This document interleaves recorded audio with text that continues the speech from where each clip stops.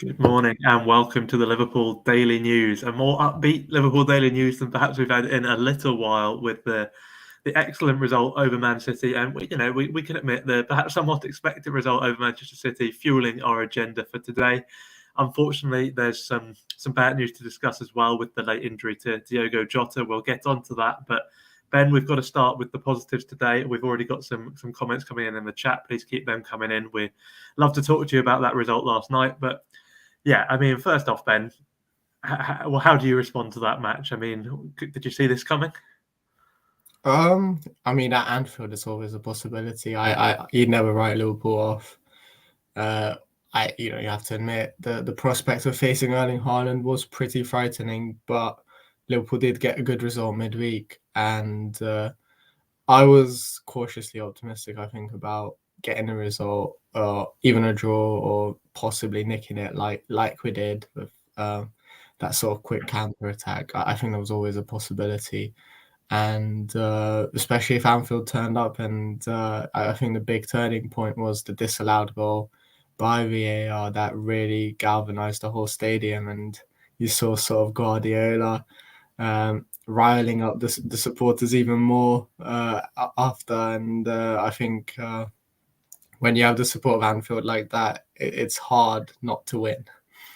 Yeah, I mean, the Anfield record, I mean, it needs a little bit of an asterisk now because of the pandemic season. But I think if you go back sort of Anfield with fans, I don't think Liverpool have lost there for something ridiculous. Yeah, I mean, the most accurate measure, I think, is the fact that Virgil van Dijk has never lost there. So yeah, I think it's 5.5 years now, which is something. Yeah, it's pretty mind blowing, and it's people talk about the Anfield myth. I mean, it looks pretty hard to argue with it when you look at stats like that. I think one of the interesting things from the game, and Bruce has highlighted it in the comments there, Salah has been very effective playing more central.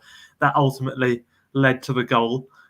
We'll come on to what Jota's injury means for the system moving forward shortly, but just ignoring any personnel and injury worries for the time being, do you think Salah through the middle is the better way forward for the time being?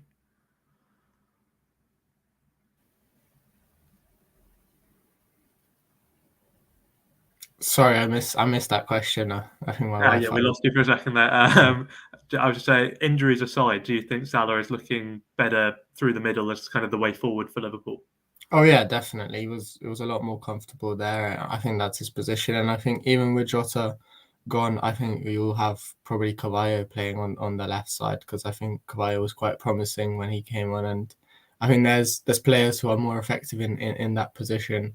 I think potentially even Curtis Jones, who was on the bench for the first time since August, and I think he's someone who could really suit one of those wide player positions.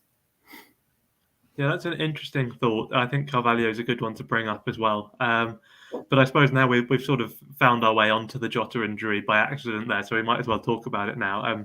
Didn't look great. Klopp said it didn't look good. He's obviously had hamstring problems in the past. It looked like it may be a recurrence of that, which isn't good news. But it sounds like you would still be persisting with the 4-4-2, even with no kind of out-and-out left midfielders left. Yeah, absolutely. And you say no out-and-out left midfielders, but Cavallo has played there, and so has Jones. I mean, Jones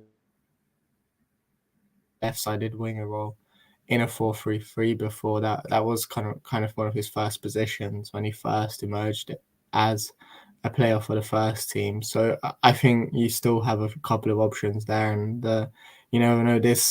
We saw how much Harvey Elliott has benefited from kind of moving away from the middle, because let's be honest, Elliott is not necessarily a midfielder. I mean, even yesterday he lost 7 defensive duels against Manchester City, so he's not someone you would rely on as a midfielder. But in possession, he's still a quality player, and I think he's benefited a lot from moving out wide, where that's the kind of position he's played all his career. And I think the same could happen to Jones. I don't think Jones is necessarily an out and out number 8, but he could benefit from playing out wide.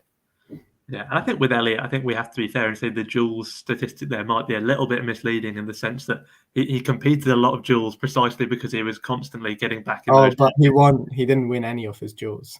Yeah, but he was there. He was in the spaces. He made things harder for Man City, even if he was losing his duels. Because I mean, the protection that Milner got if Milner had been exposed the way that Trent Alexander-Arnold has been exposed throughout the course of the season, we'd have been looking at a wrap.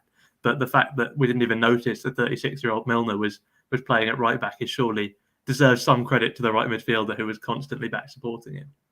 Yeah, I mean, I'm not saying he had a terrible game, but his one-on-one defensive ability is still something that needs to be looked at, because if you're not winning, 7 defensive duels and you're not winning any of them, then that is something that you have to address and you have to improve. And it's important to be there and offer your presence, but you still need to win them. Yeah, I mean, I'd be surprised if Salah even reached 7 defensive duels to lose in most games at right midfield, which also supports the case that he is better through the middle. A lot of comments agreeing, can we just play Salah and Núñez through the middle? We've got one comment there. I suppose we can talk about Núñez. What did you make of his cameo? It was an interesting one. He sort of brought some chaos, which seemed to throw Man City off, but he also made some questionable decisions on the ball. Yeah, I mean, it was the same with Salah. I think, let's be honest, Liverpool could have scored 4.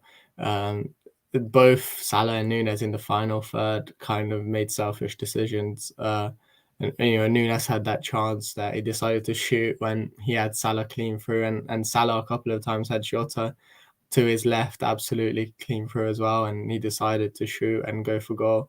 Clearly Núñez has been taking some lessons from Salah in terms of the finishing, but when you win, that's not a problem. And I think as much as his decision making maybe wasn't 100%, his impact and the way he hassled and caused Manchester City loads of problems in behind, that's really a positive, and that's something that Liverpool will know they can use in the future as well. Yeah, and one of the things he did nearly get very right was a pass across to Trent Alexander-Arnold. I mean, in the end, he probably should have pulled it back to Carvalho on the penalty spot. But if the pass had had a tiny bit less on it, we'd be talking about a lovely assist for Trent. But speaking of Trent, I mean, what was he doing there? I don't think any of us expected him to be back this quickly, but he came on as a late substitute. And yeah, I mean, that's good news, of course. But there is an interesting question to be had now. Bruce puts it to us in the chat. He says, we saw 2 disciplined fullbacks and the best defensive performance in 20-odd games. Does Klopp bring Trent back immediately, or is it time to try him upfield and take full advantage of his attacking skill? It's been a question many times before, but I suppose with, a clean sheet against Man City with Trent not starting in the defence, it's worth asking you that question again. Yeah, it's an interesting one. I think the problem is I wouldn't be starting Milner regularly at right back. Ramsey's still not quite 100%. Joe Gomez, we don't know how bad. I mean, they're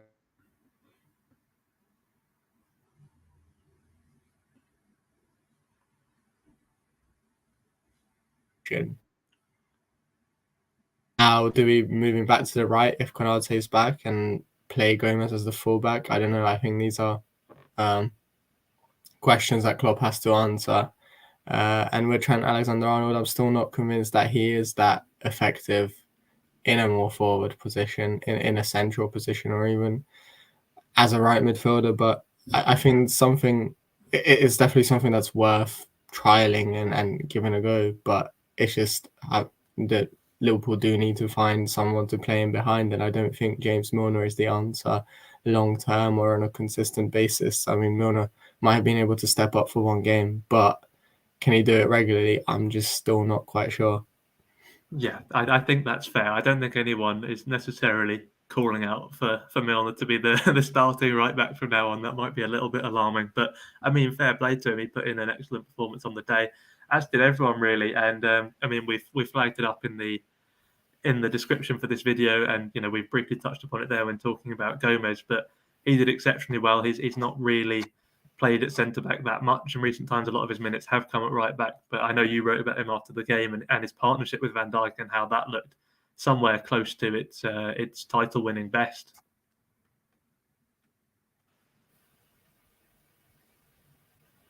Oh, have we lost you again? Yeah. Sorry again. Yeah. Yeah, no worries. I couldn't hear anything.